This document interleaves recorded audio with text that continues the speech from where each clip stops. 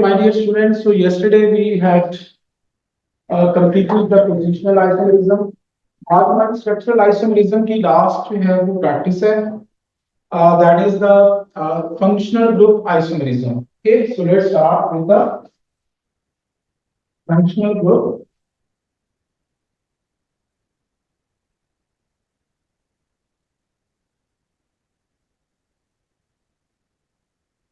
isomerism.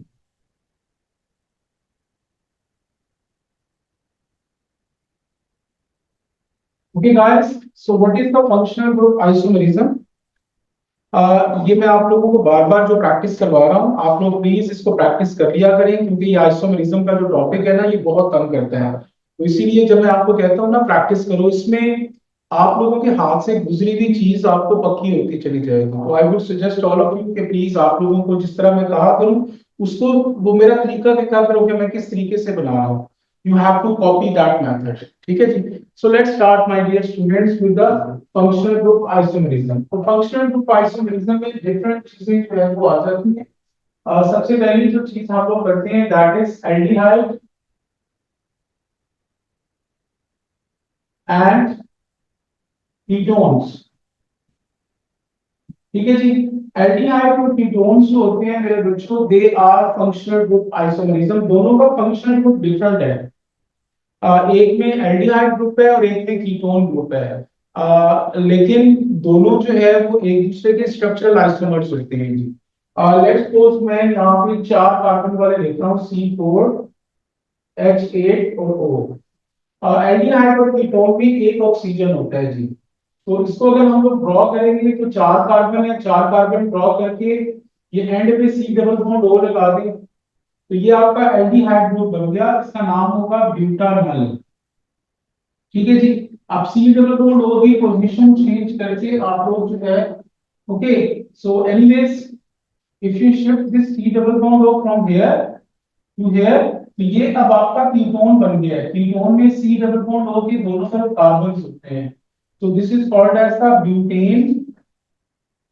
ये 1, ये 2, ये 3 और ये 4, तो दिस इज ब्यूटेन 2 ऑन। ठीक है जी। और उसके बाद अगर सी डबल बॉन्ड ओ की पोजीशन यहां से इधर कर दोगे तो वो भी आपका ब्यूटेन 2 ऑन जो है वो बन जाएगा जी। तो इसीलिए इसकी पोजीशन हम लोग मजीद इधर नहीं कर सकते।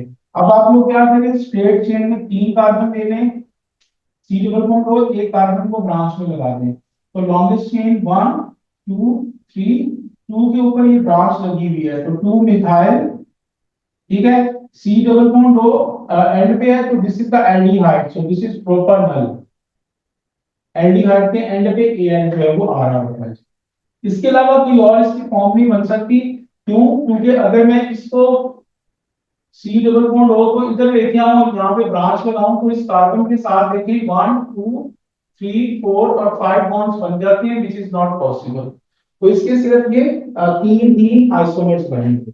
अब आप लोग क्या करें, 5 कार्बन वाला C5H10O, इसके जो है वो आप लोग स्ट्रक्चरल आइसोमर्स बनाने शुरू करते हैं। आइए, everyone should try for that. Okay guys, everybody just look up here. तो C5H10O, इसमें 5 कार्बन है, तो 5 कार्बन आप लोग बना दें like that, C double bond O। ठीक है जी। तो इसका नाम जो है वो क्या होगा, पेंटानल, क्योंकि सी डबल बॉन्ड O अगर एंड वाले कार्बन पे आ जाए तो it is actually the aldehyde. उसके बाद सी डबल बॉन्ड O की पोजीशन आप लोग चेंज कर लो यहाँ पे, so this one would become pentane 2 on. ठीक है जी। उसके बाद इसकी पोजीशन मजीद जो है वो आप लोग चेंज कर लो, यहाँ पे ले आओ, so this one would be pentane 3 on. ठीक है जी।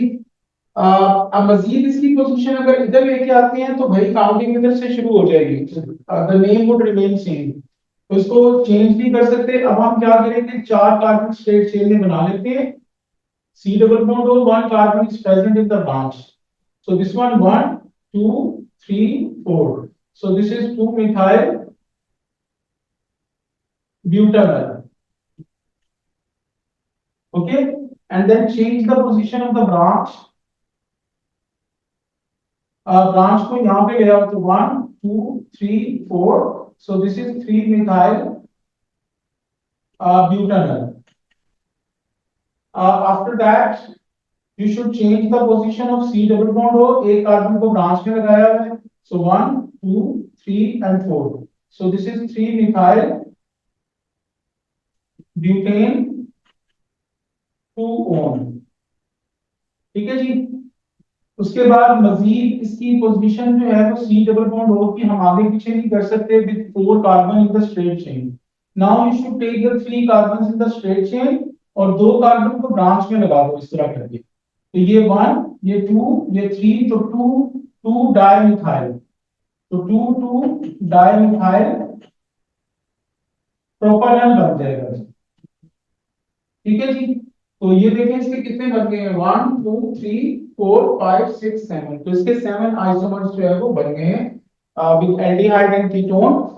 If you look both are having the different functional group, ये एल्डिहाइड है और ये कीटोन है, तो इसको मेरे बच्चों हम लोग फंक्शनल ग्रुप आइसोमेरिज्म कहते हैं। You got it?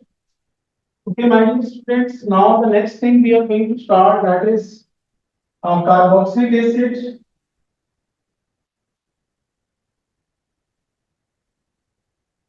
and esters. So these are isomers to each other. ठीक है जी। यहाँ पे मैं 4 कार्बन वाले ले रहा हूँ, ये देखिए C4H8O2। तो इस कार्बोक्सिलिक एसिड और एस्टर्स के दोनों एक दूसरे के फंक्शनल ग्रुप आइसोमर हैं। तो पहले 4 कार्बन स्ट्रेट चेन में बनाते हैं, C डबल बॉन्ड O के साथ OH आ गया। So this is my dear students butanoic acid। ठीक है जी। अब उसके बाद स्ट्रेट कार्बन में 3 कार्बन ले लो और एक कार्बन को ब्रांच में लगा दो। सो this is 1 2 3, so this is 2 methyl propanoic acid.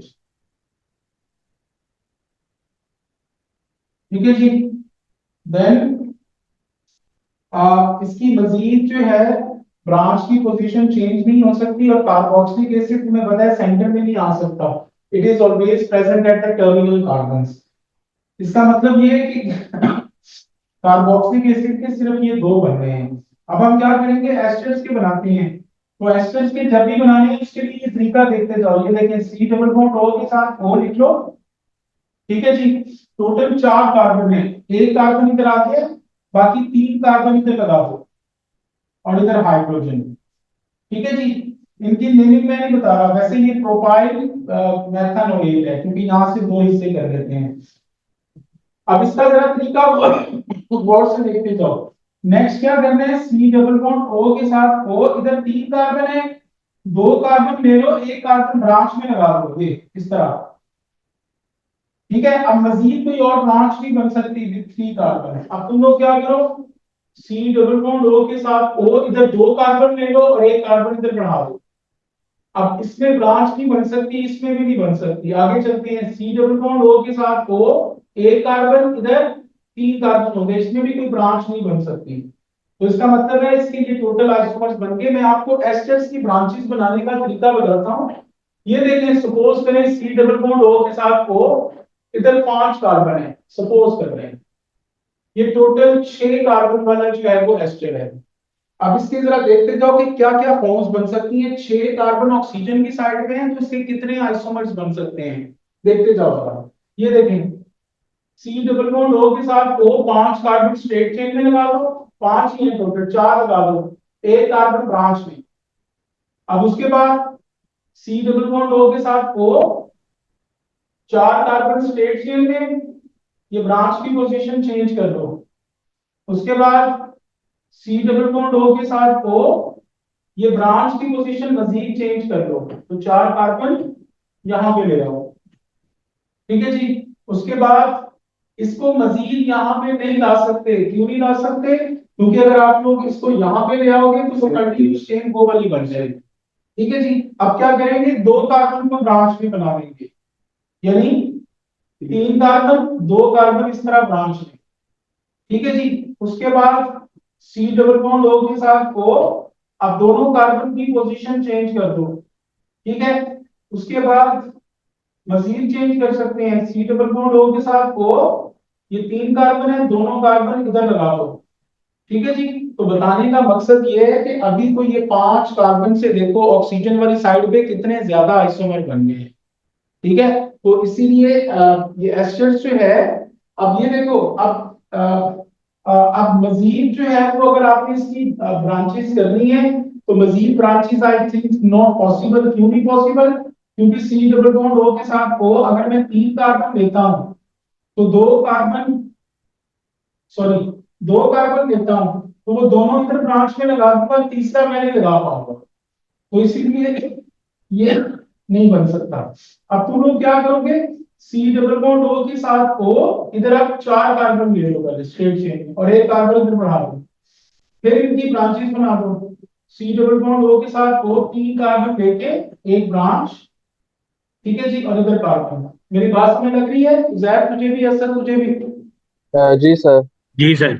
बेटा ये इस तरीके से ना उसने पेपर में ये एस्टर्स के आइसोमर्स ना इस तरह अजीबो गरीब किस्म के उसने कहा होता है कि इसके 4 आइसोमर बनाओ, तो वो हम जब नॉर्मल बनाते हैं तो वो बन ही नहीं रहे होते हैं। उसका नाम नहीं वो पूछता, जो ब्रांच वाली चीज बनवाएगा उसका नाम नहीं पूछता, ना ही नहीं उसके सिलेबस में है आपके। लेकिन मैं आपको तरीका बता रहा हूँ कि इस तरीके से बन सकते हैं। ठीक है। तो ये 4 कार्बन वाले मैंने आपको दे दिए हैं, ये तो मैंने प्रैक्टिस के लिए आपको वैसे ही बताए हैं। आप लोग अब क्या करो, C5H10 और O2 इसके कार्बोक्सिलिक एसिड और एस्टर्स वाले टोटल आइसोमर्स बनाने शुरू कर दो। Hurry up.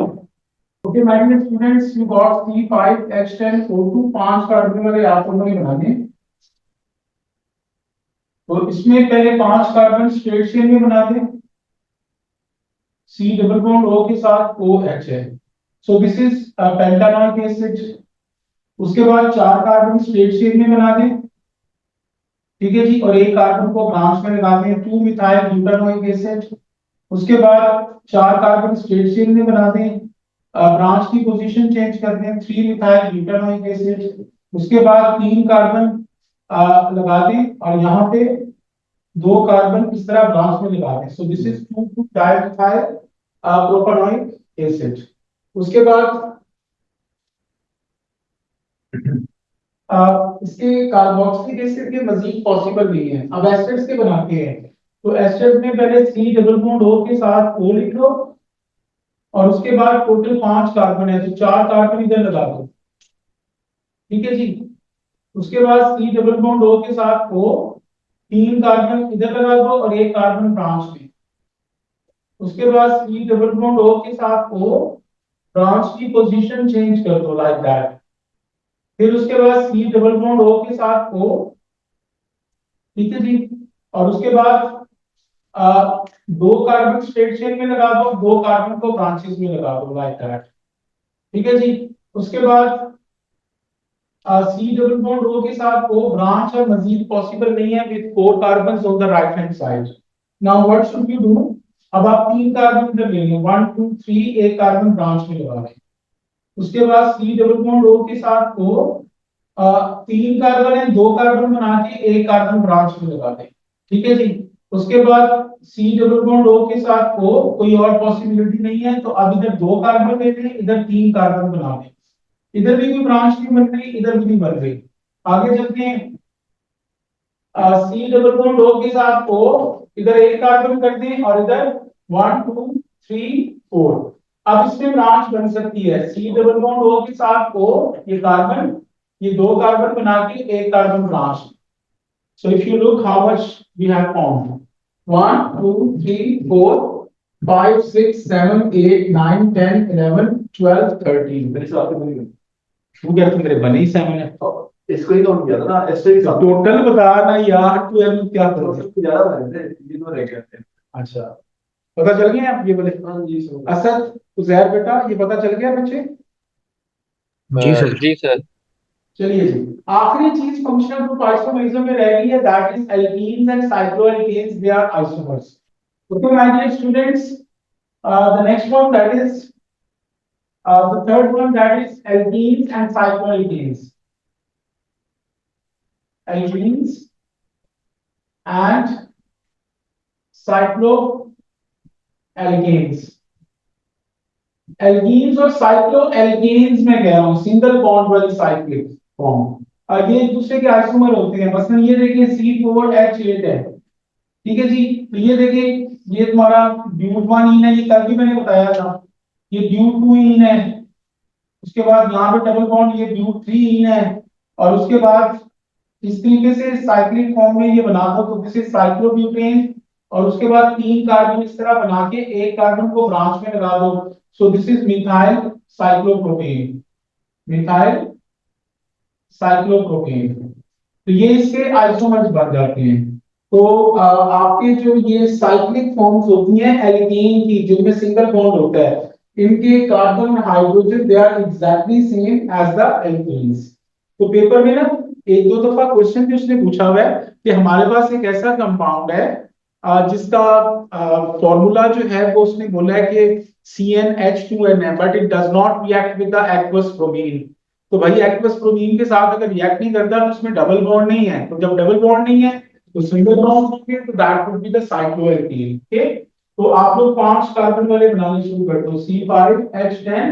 इसकी एल्कीन भी और साइक्लोएल्कीन्स भी सारे बनाने हैं। अरे यार, कितने बनेंगे असद और उजैर, बोलो यार।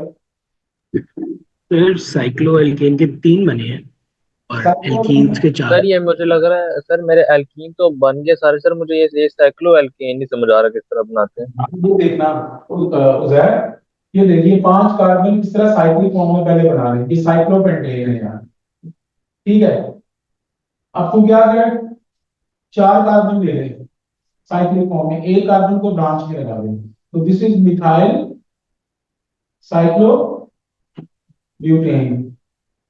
ठीक है। उसके बाद तुम इस तरह 3 कार्बन ले ले स्ट्रेट चेन में, एक कार्बन इधर लगा दे और इधर लगा दे, तो इसको लिख ले डाइमिथाइल साइक्लोप्रोपेन। बस ये बना लो गैस में। अच्छा अगर ठीक है ये ठीक है। ट्रायंगल वाले में कहीं और किसी और वर्टेक्स पे लगा दें लाइन तो प्रॉब्लम तो नहीं होगी?